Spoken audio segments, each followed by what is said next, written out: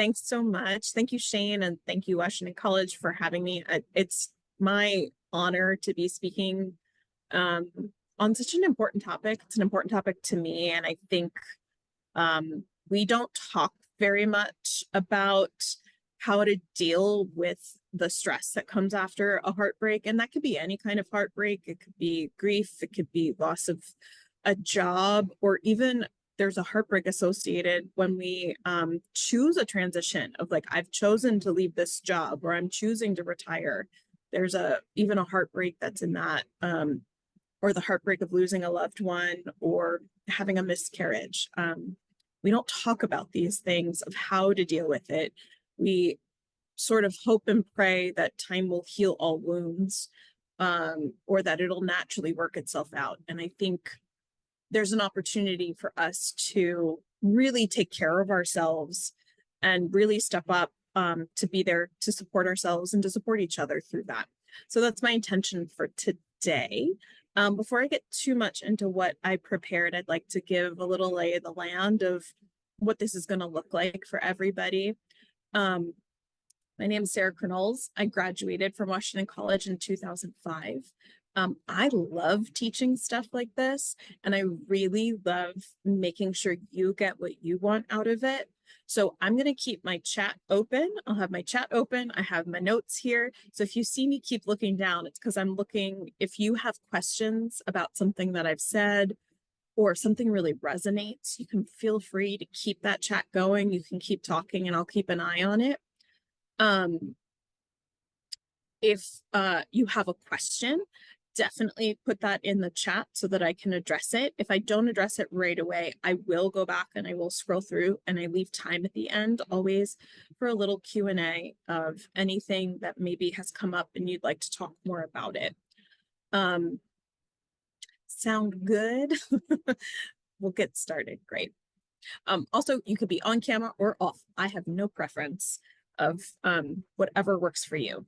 Thanks all. Thank you. Great. Okay. So let's just take a moment, because it's a big topic. It can be a heavy topic. Let's take a moment that we settle ourselves here. We arrive here. If you've got 800 things going on, feel free to maybe close the email, put Facebook or Instagram away, and it can wait an hour so that you have the time and the focus that you can put on yourself. I did the same thing before we hit record of like closing out anything that could distract me, could pop up, because I'm here fully with you and I want you to be here with me. So let's take a moment and decide what we'd like to get out of today.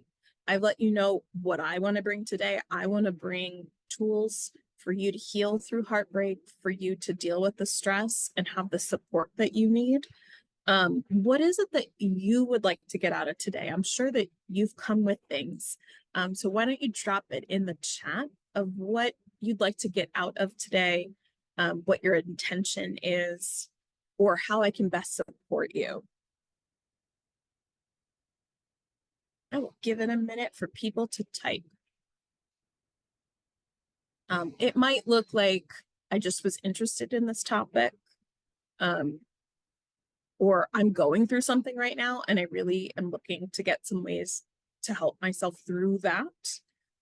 Tools for grief, 100% open to hear. Thanks. I appreciate that, Jean Marie.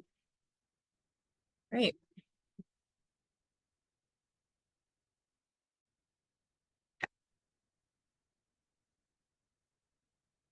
Learning about healing heartbreak from job loss and also relationships. Yeah, I got you. This is exactly what we'll be covering today. So while you finish typing, I'll tell you a little bit about myself and why I'm here and why I'm teaching this topic. Like I said, I graduated from Washington College in 2005. I was a theater major, so I guess you could say I was a bit of an obsessive person about understanding how people think and feel. And I am a very deeply feeling human being. I've always had really big feelings, and I've never known how to deal with them. In my family, it was perfectly fine to express all the happy feelings, all the good feelings were fine, but we never really learned how to deal with anger or sadness or frustration. Those were things that you were expected to get over quickly and get back to being okay. It was really important in my family that you were okay. So I've developed a lot of tools to not feel those things and avoid those things and not go into them. And that only worked for so long. I went through a breakup a little while ago, and it was somebody that I thought I was going to be spending my life with. And I thought I knew what our whole future was going to look like, of buying a house, having kids, you know, someday sitting in rocking chairs on a porch together, looking at our grandkids playing in our yard, right? The whole future was planned ahead of me. I thought I knew where that was going. And things got hard, and we decided not to continue the relationship. We ended that relationship. And it was so different from what I thought it was going to be in my life. I thought it was changing my life in such a big way, of losing that whole future of what I thought I was going to have, losing my partner, my best friend, my emotional support, the person I went to with all my joy and all my heartbreaks that I was having in my normal life and all the challenges. This was my person. Losing all that, I had to come face to face with, I don't have tools to deal with my grief. I don't have tools to deal with the anger, the frustration, the confusion. And I had to really figure that out in a new way. So I like to use the analogy of anytime we go through a heartbreak, it's like you're walking down a path and you think you see the whole path in front of you. You think you know that you know where you're going, right? And there's a sense of certainty and almost like control of, I know what's ahead of me. And then an earthquake happens, and all of a sudden, no longer is that path not there, but it's like trees are down, there are giant boulders in the way, you broke your leg, all these hazards that are now blocking you from moving forward. And the way that you thought you were going to go is no longer an option. Plus, now you're also dealing with the fact of like, I'm having a really big set of emotions dealing with all of this. Does this sound familiar for anybody? Can anybody relate? Yeah. Yeah.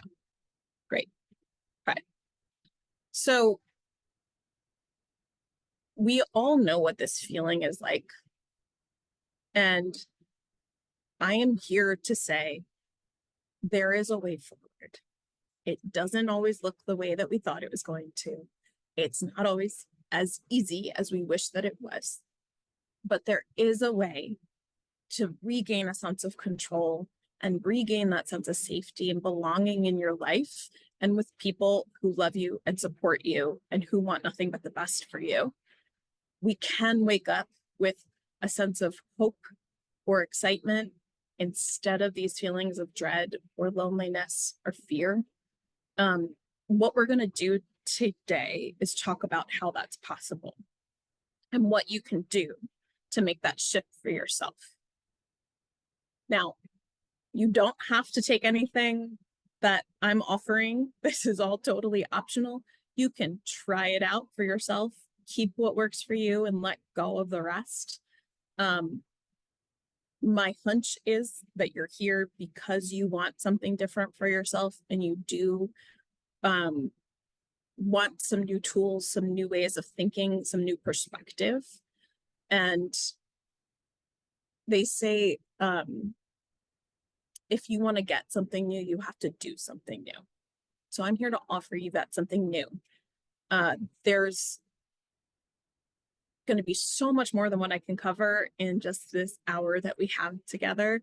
So I'll talk a little bit more. If you want to stay in touch with me, that's also an option. If you do need other support or other resources, we can talk about that at the end. So know that if you're somebody who likes to go even deeper than what I can do right now in the next 45 minutes or so, I've got more. There's a lot more for you to do, and I will take care of that at the end of how we can stay in touch. But let me dig in.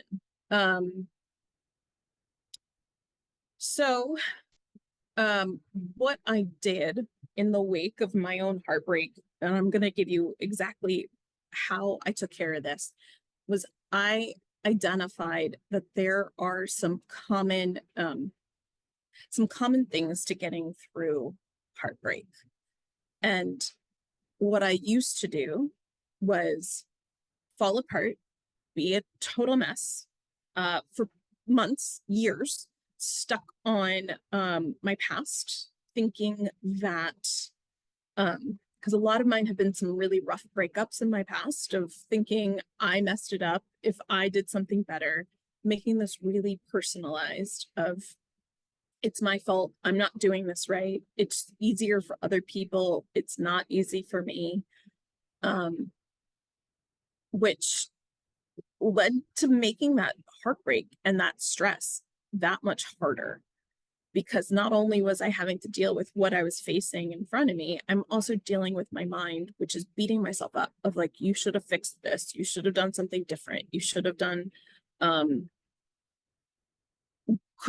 could have handled that better, right? Of thinking that I'm the one that caused the problem and I could have solved the problem.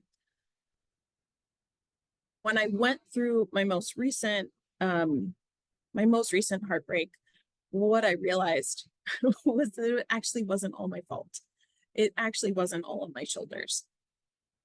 And it's not linear, but there is a bit of a process that most heartbreak goes through.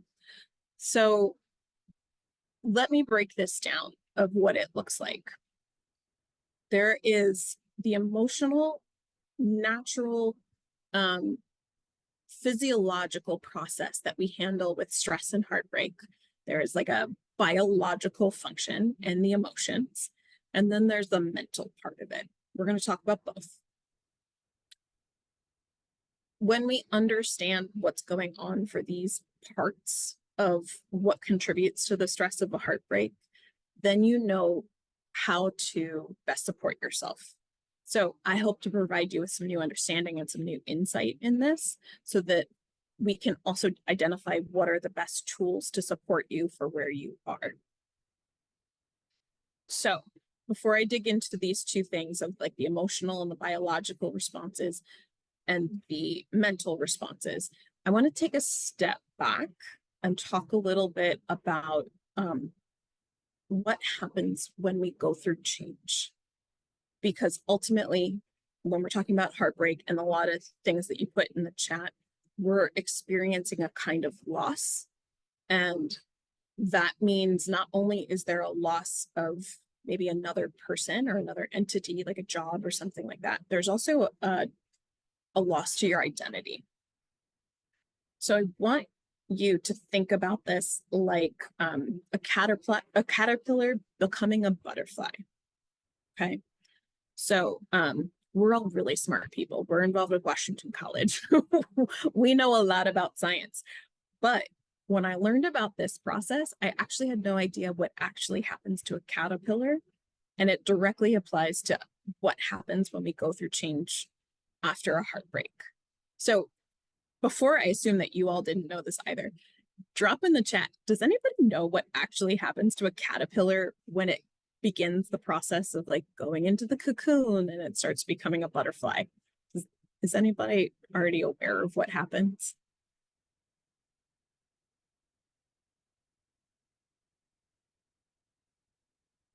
No. Okay. Unless somebody's typing like the real response, which might take a minute. Yeah. Yeah, there's a change. Okay. So the first phase of change, the caterpillar goes into the cocoon and it has to completely dissolve its physical form as it knows it. Its atoms and structures and molecules all dissolve into bug goo. And I find this such an applicable way of understanding change. When we have an incident, a heartbreak, a loss, a major change, like we've lost a job or something, immediately after that happens, we don't know who we are anymore. We feel emotional, maybe depressed, maybe angry, frustrated, lost caterpillar meltdown. Yeah, it is a caterpillar meltdown. We have that meltdown too. We feel like goo. Like, I don't have bones anymore. I don't have the motivation to do anything. I want to stay in bed all day. I don't feel like eating, or I feel like eating all the things. I just want to watch Netflix, not think, not do anything. This is phase one of change, and it happens every single time. You can probably look back to an experience in your life where maybe you lost a loved one, and the immediate feeling after that is sort of this loss of self. Wow, my life is going to be different now. I don't know who I am. Or you lose your job and you feel depressed. You don't want to get up off the couch. You don't feel like you don't really have any motivation to do anything. And I want you to know that phase is normal. There's nothing wrong with you. Nothing has gone wrong. This is all a part of a cycle that is really normal and natural, and all things experience it. Winter, all the leaves drop off the trees. It's a really normal part of progression. It feels awful. We want out of it as fast as possible. And I tell most people who are in this phase, and we're going to talk about this is usually the emotional and biological response that we have during change, is this really natural reaction. And we don't know how to support ourselves through it, except we try to rush through it as fast as possible. The best ways to support yourself in this time is really learning, one, how to take care of yourself emotionally, and two, how to take care of yourself physically. The physical side of things might look like, what is the bare basics? Water, like drink lots of water, make sure you're hydrated, make sure you're eating nourishing foods. There's a reason why we have soup when we're sick, because it is soothing and it is calming and it is comforting. So when you're in the wake of major change, think foods that are nutritious but also calming. So soups and stews are actually really, really great. Getting sleep, supporting yourself so that you're getting sleep, and that you're also getting maybe some gentle movement. These things that keep your body calm and comforted are going to be really supportive at this time. And like I said, think about the bare minimum. We don't need to go for the high intensity workouts right now. Right now, it might be, I'm going to do 20 minutes of stretching. I'm going to be in child's pose for the whole yoga class, but I'm glad I showed up in the yoga class. I'm going to go for a nice long walk. Things that are gentle. Part of working through the emotional side of things, and I don't know about you, I wasn't taught this. I had to learn this. I had to figure it out, and I am still learning because it's not a perfect process, is learning how to be with my emotions and truly feel what is happening in my body. A lot of times, people who teach this stuff say, like, feel your feelings. And I find that incredibly infuriating because it almost trivializes how difficult it can be to actually sit with some of these feelings. And what that might look like, in the way that I teach for people, is to give yourself a little space, that you let whatever is present in your body happen. So emotion is energy in motion. Emotion is meant to move through your body. It is a physical sensation that's happening in your body. It's not meant to stay there. It's not meant to be held on to. It's meant to flow. And so what happens when we feel sad? Maybe you feel like crying. Maybe you feel like a clenching on your heart. What I do and what I guide my clients to work with is to sit with it and notice it. And I have them say it out loud to me, and I'll say it out loud to myself sometimes, or you could say it in your mind. You could turn inward and notice what physical sensations are happening in my body. my hands feel tingly, or my heart feels tight, or I feel hollow. These are feeling words of like, I'm noticing this sensation. I'm noticing I feel like crying. I notice my breathing is really shallow. I'm tuning into my physical sensations. So let me pause there, because that's usually something that brings up a lot of questions for people. And I'm going to check in. Any questions about noticing physical sensations?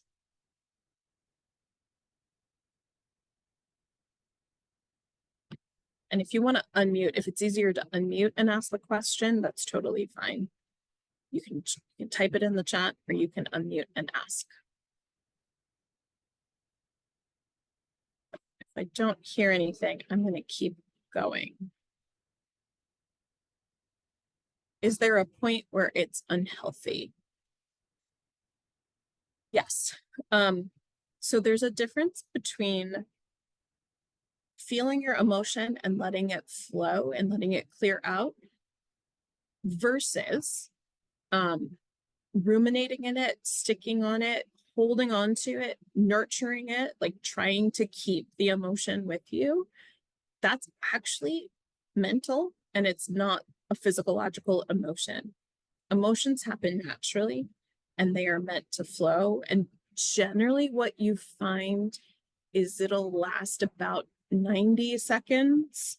It can last up to like 5 minutes if you're like me and you haven't been feeling your feelings for a long time and you haven't sat with them and let them flow. Like, I would have it for a few minutes, because it was like it was like constipation. I don't have a better way to put it. You're welcome, recording. Of like, it's like being blocked up and it needed to flow a little bit.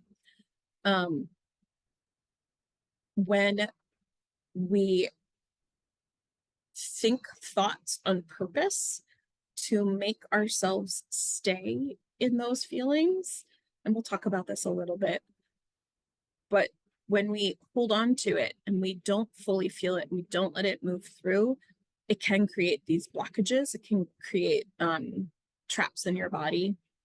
That's a bad way to put it. Let me find a better phrasing. It can create, it's kind of like a clogged pipe is really the way I'm trying to say it. Of like, it's kind of like creating clogs in your own pipes. If your own energy gets kind of stuck and you get, yeah, kind of like a pressure valve of like, I actually think it was Freud that said, you can close the flue of your chimney, but that smoke's going to come out some other way. And that's my paraphrasing. It's not how he said it.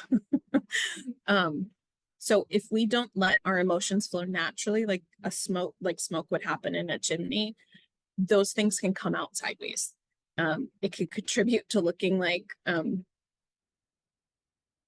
unnecessarily big reactions to seemingly small things, like getting really like road rage.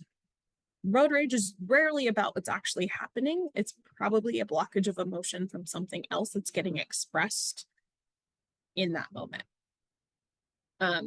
So yes, emotions are a way of letting it flow and letting it move so that we don't build up that pressure. Does that make sense? Does that answer your question, Holly?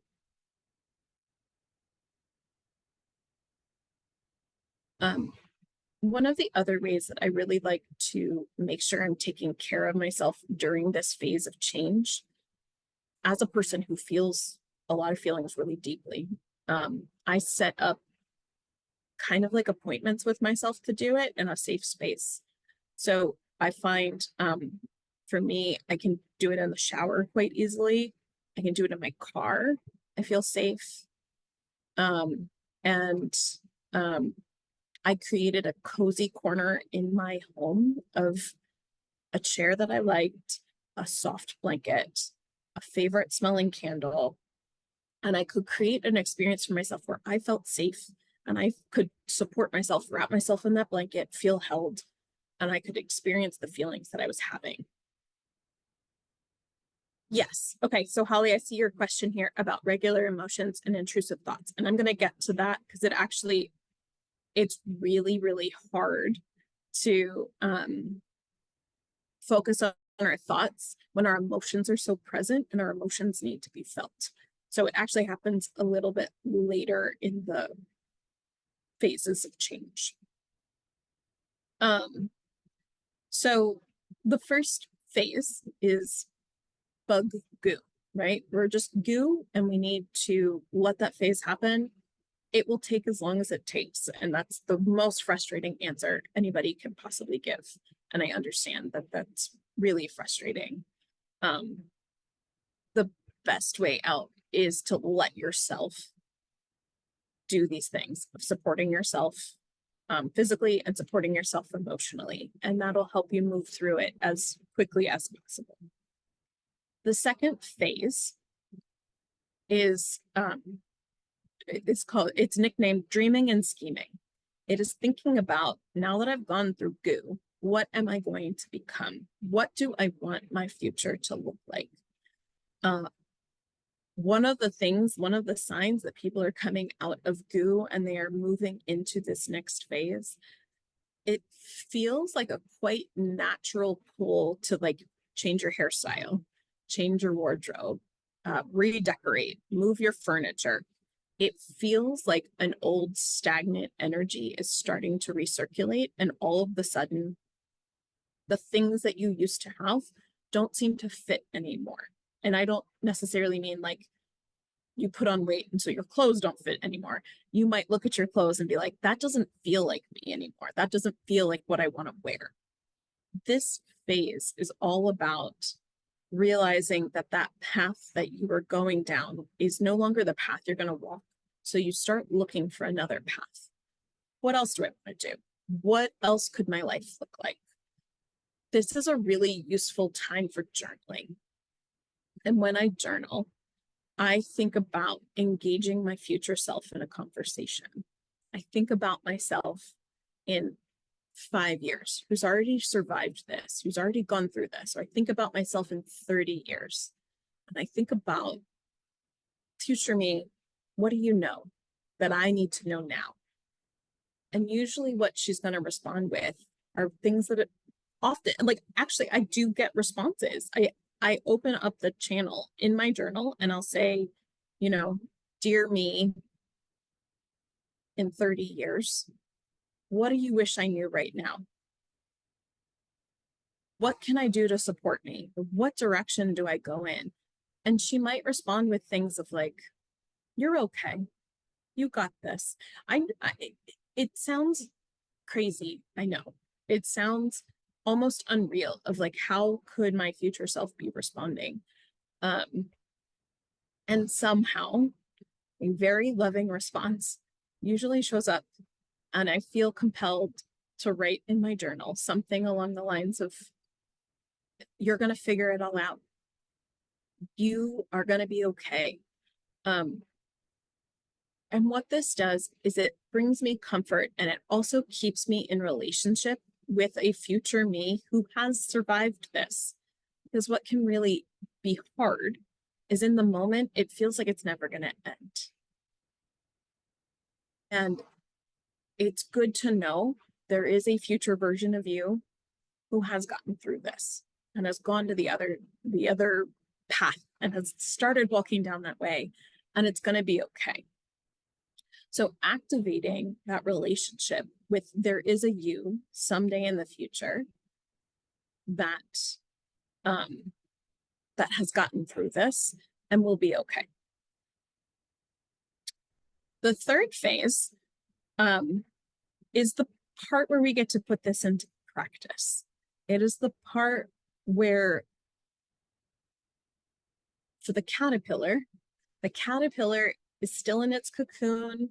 It has formed itself as a butterfly, but now it's time to break out of the cocoon. And here's more fun science for you. The butterfly will start like stretching its wings, stretching its little arm muscles and its little leg muscles, and it will try to break through the cocoon. This struggle, if we're on the outside watching it, can be really difficult to watch. We see them really trying hard to break out, and it's almost like Are they even going to survive that? That's got to be really hard for them. It's got to be really challenging. Maybe I'll help. Maybe I'm going to cut open this cocoon and help this butterfly out so that it can spread its wings and fly and be a happy butterfly. If we interfere, if we do that from the outside and we cut the cocoon open and try to help the butterfly out, the butterfly has not developed the muscles it needs to live and survive as a butterfly in the real world. So what's really important to know about this third phase of putting things into practice is it's going to be challenging, it's going to be difficult, and that's okay. The challenges that come up after a heartbreak, as you are struggling to walk down a new path, find your new way, find the new best version of you as you walk towards your future, you are going to still experience challenges. And those are all meant to help strengthen you so that you can continue to walk on that path and be in this new version of you. So this is where we work on things like, what are the thoughts that are coming up? So this is where I circle back to your question, Holly, about thoughts. So I'm just referring to my notes here. One of the most helpful things that I teach people through is actually a process of evaluating what worked in the past and what didn't work. Because we are really used to our habits. And habits could be everything from, I'm used to, my partner and I would have coffee in the morning at a certain time. We would talk about our plans for the day. We would talk about anything we were worried about over breakfast. We'd do the dishes and then we'd be off on our way. Well, in my new life, it's just me. Like, I don't have anybody to debrief that with. So my old habit of talking to somebody through that time isn't going to work anymore.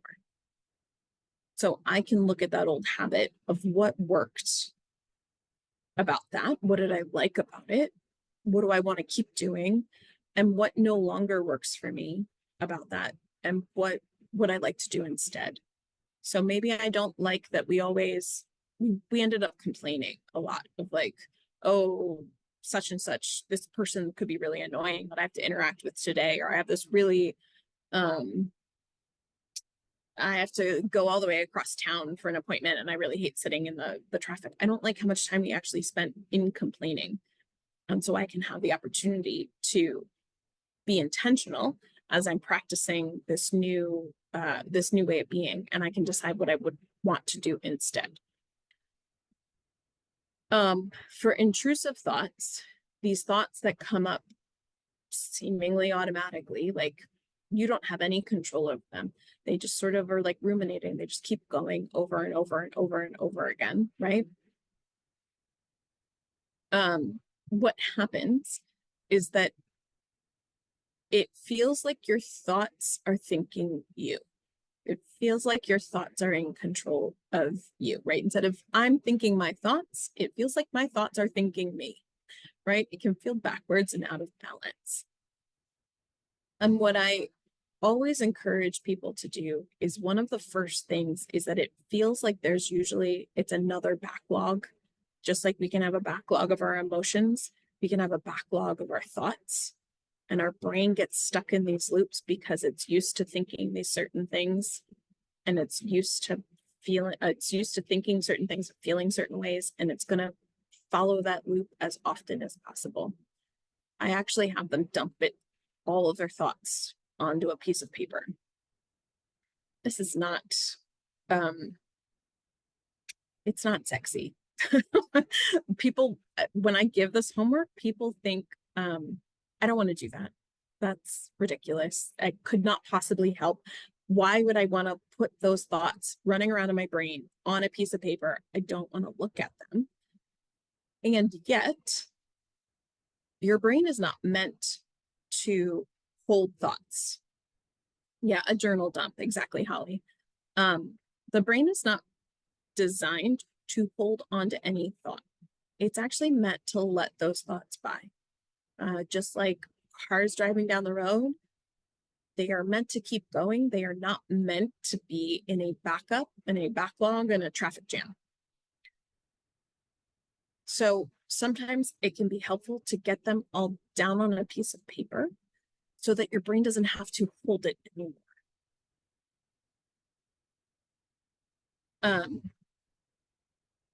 And then there are lots of schools of thought on what we can do with our thoughts so that we feel like we're in a bit more control. I practice, there's a teacher, a spiritual teacher out there. Her name is Byron Katie, and she has a process called doing the work. And it's thought work that I will look at my thoughts. I will question my thoughts. I will see how they are affecting me.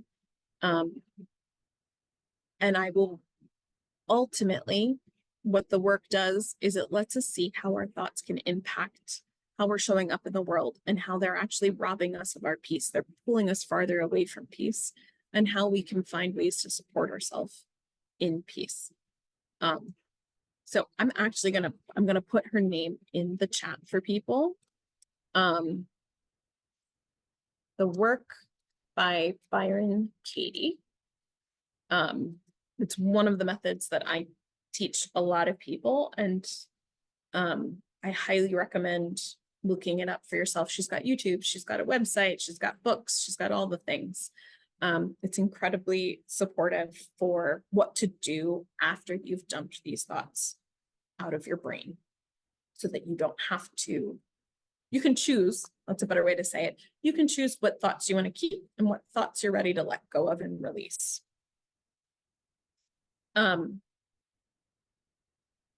Okay, so we've talked about the physical parts of handling the stress that comes up with heartbreak, which is being with your emotions and taking care of your physical body.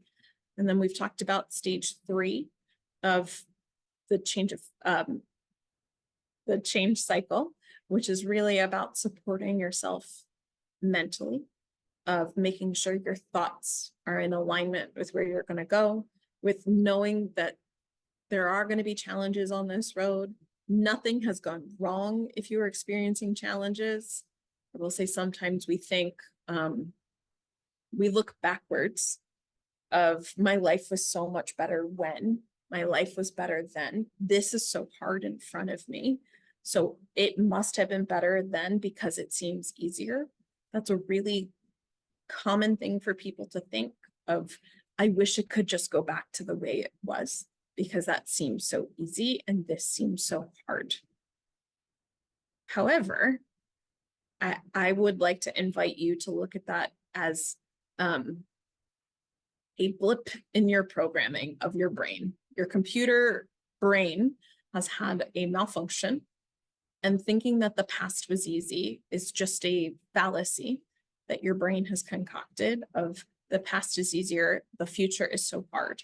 I can't do this. I need to go back to what I used to be. It is a malfunction of your computer in your brain.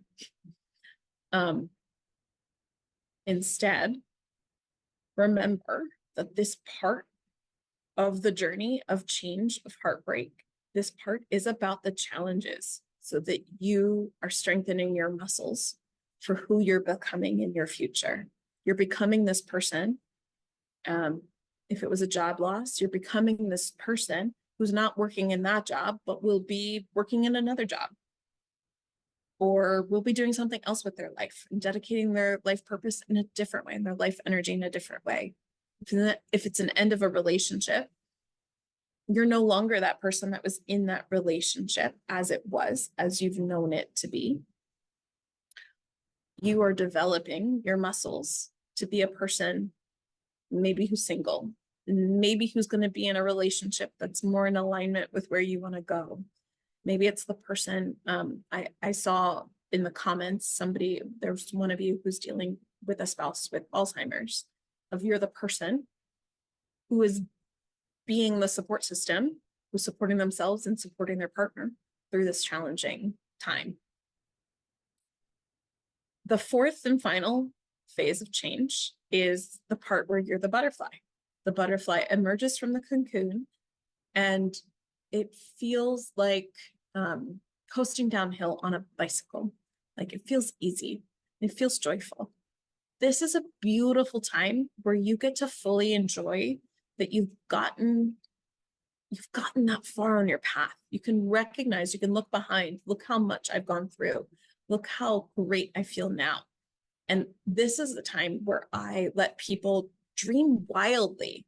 What do you want? What is the most beautiful, truest form of future that you could possibly imagine? Because we've gotten through the challenges of supporting yourself physically and emotionally. We've gotten through the challenges of developing your muscles to be the best you. Let's go wild. Let's let your brain be in the possibilities of what is coming. And the beautiful thing is that this cycle is continuous. You're gonna have something else sometime in your future that'll take you back to phase one, and nothing's gone wrong. It's normal to turn into bug soup again. We can't all live as a butterfly forever and ever and ever as much as we want to.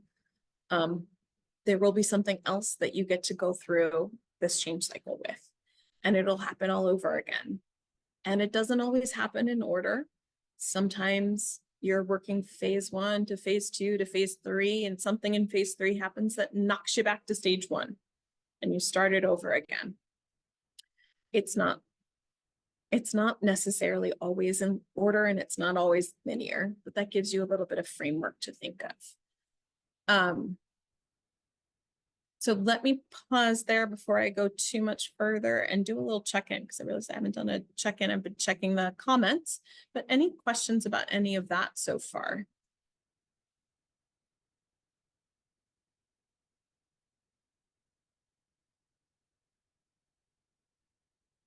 Made a little note here in my personal notes. I was thinking about the game Chutes and Ladders, you know, the board game for kids where like you're playing and sometimes you get to skip a few levels and you get to climb up a ladder and then you keep going and sometimes you hit a chute and you have to slide all the way back down. That's sometimes what this feels like sometimes there are going to be jumps that you make that you feel like you've made so much progress. And then there are going to be setbacks that we all have where we backslide and we go back a few levels.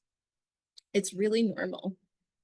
Even people who climb Mount Everest, the way that they do it, and I believe most of them take at least 60 days, if not longer. It can take 2 weeks to get to base camp, and then they have to rest at base camp to acclimate.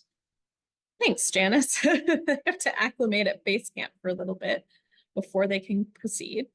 And then they go to phase one. Once they go to phase one, they have to come back down to base camp so that they can rest, they can readjust to the less air pressure at phase one. So then they climb up to phase one, and then they climb up to phase two, and then they have to come all the way back down to base camp again. And they proceed until they get to the top, and I can't remember how many total phases there are. It's 4 or 5. But they have to proceed that way. Every time they get to another level, they have to come down to base camp to reacclimate, to readjust. And when this happens in our regular life, we're so hard on ourselves of, I can't believe I backslid. I can't believe I went backwards. And I would like to invite you to see that in a different way of, even when I go backwards, I'm adjusting. I'm taking on new challenges, and I am taking a rest right here. Like I am letting myself reacclimate to something new. What I'm doing now is hard, and I'm allowed to rest. I am allowed to reacclimate, and it's part of the process. For me, that lets me be a little gentler on myself. That lets me know that I'm exactly where I'm supposed to be, and I'm still moving forward. Even if I've taken a step backwards, I'm still making ultimately that forward progression. So many of you have shared why you came today, and I'm sure there's something in you that felt maybe that you haven't been getting the support that you needed, or you haven't had great strategies or tools to deal with grief. Or maybe you've read all the books and you watched all the videos on YouTube and it still feels like you're still reaching for something more. And I applaud you for coming here today. And I really thank you for sharing your time with me, and opening yourself to something new, something that could create positive change in your life. As a coach, I support people specifically through breakups, and I've made a, what do I call it? A guide, like a written guide that I'd be happy to share with all of you if it's useful. The tips don't apply just for breakups, even though the language is about a breakup. It's many of these things that we talked about today, including lots of journal prompts so that you get a stronger sense of who you are and who you want to become and what you can learn from your past. People find those journal prompts really helpful. So I'm going to drop that link there in the chat if you would like to receive that. It's just an email list and it'll come automatically to your email box if those tools would be useful for you.